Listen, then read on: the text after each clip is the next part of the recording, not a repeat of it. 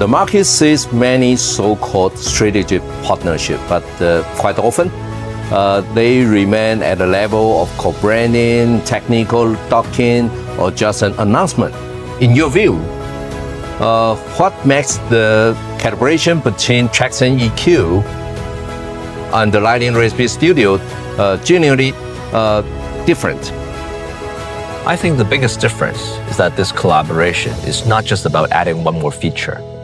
It's about building a brand new capability. We're not simply plugging a sensor into a system, and we are not just adding a few healthy lighting scenes into an existing controls platform.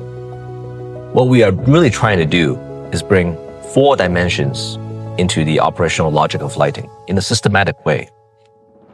People, space, time, and activity.